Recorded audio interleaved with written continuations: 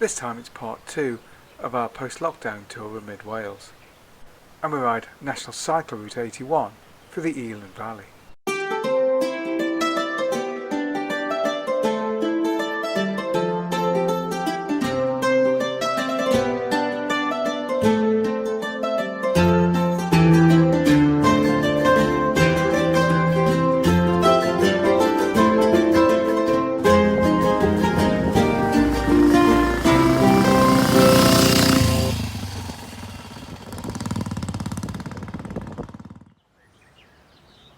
Before we start, don't forget to like and subscribe for more content.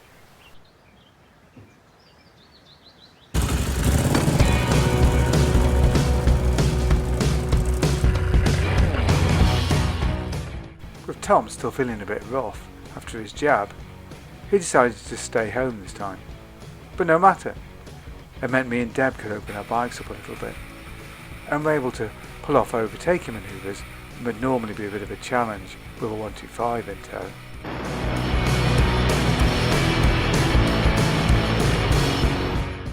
Chap the little Peugeot thought it'd be great fun to close the gap and stop us overtaking.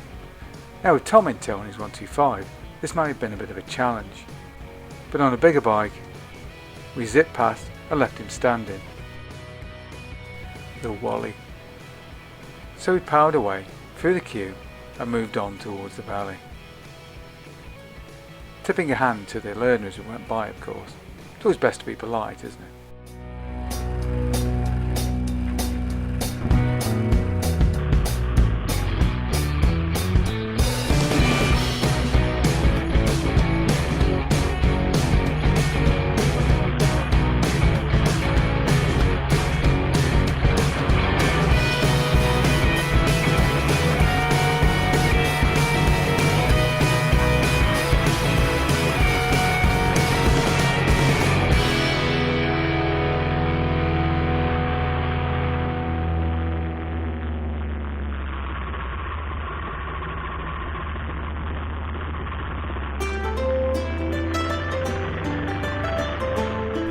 So off the main road now, and onto National Cycle Route 81.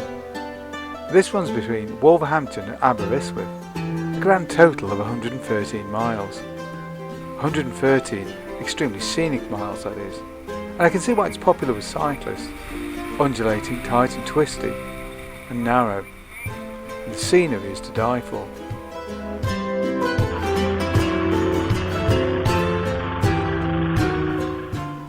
At higher altitude, the route has open moorland.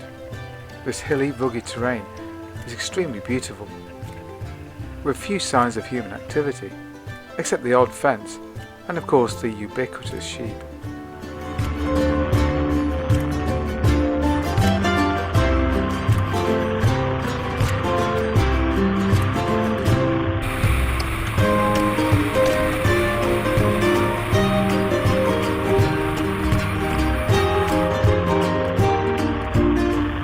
Right, I think I'll just ease off and let Deb slide by, and she can lead for a while. There she goes.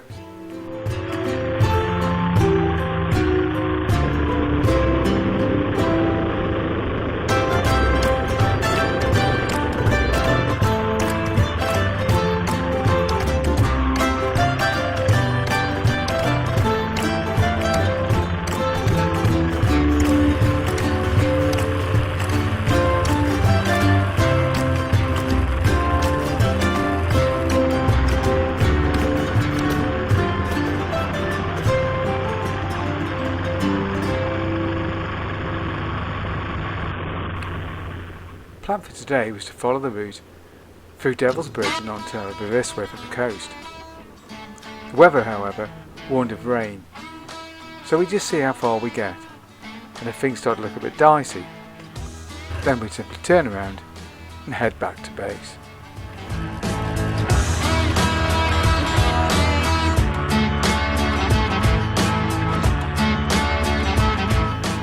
After a few miles, the open spaces give way to a tight river valley, with a rather rocky stream by the side of us.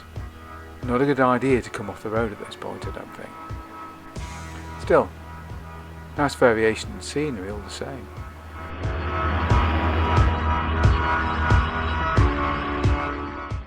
down further into the valley, and the first settlement that we encountered. Now forgive me, but I'm not going to insult the Welsh and try to pronounce the name of this little village properly. After all, a man should know his limitations, shouldn't he?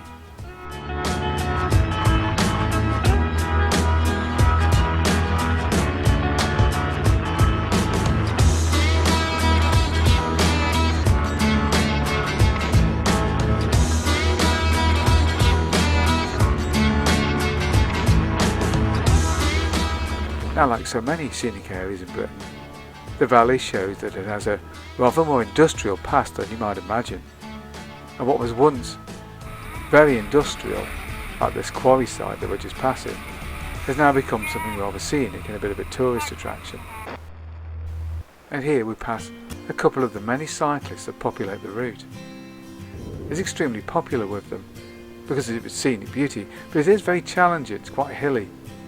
Sooner them than me, I think. I'm glad I've got an engine.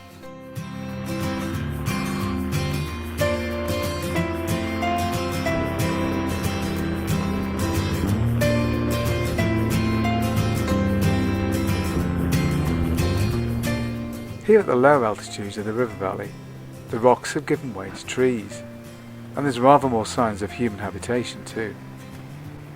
But it's still very pretty all the same.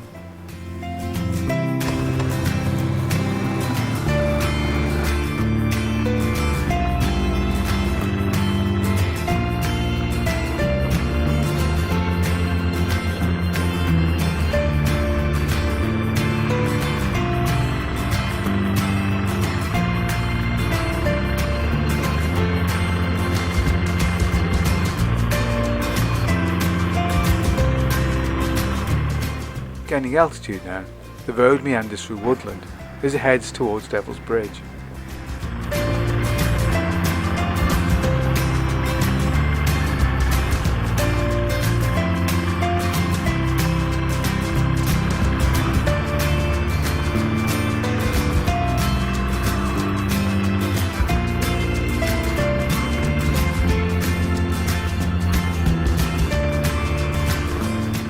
But there's a problem.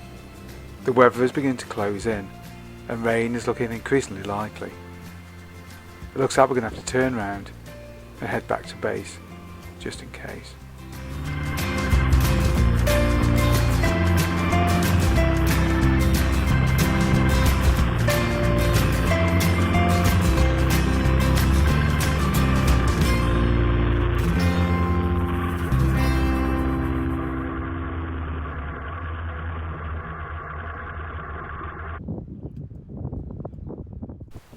So here, next to a road sign with what is, I'm afraid, yet another unpronounceable name, we made the decision, somewhat reluctantly, to turn around and head back.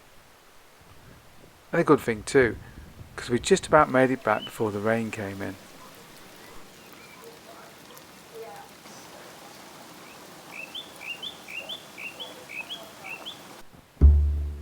Now Deb, being Deb, thought it'd be a lovely idea to put some food out for the birds, what with the bad weather and all.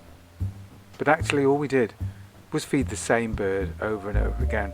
The little devil chased away any other bird that came near him, no matter how big they were, and took all the food for himself. Cheeky little bastard. And so, day 2 of our tour drew to a close. Thanks for watching, and stay tuned for part 3 of our tour, where we actually get a little bit of walking done. At last.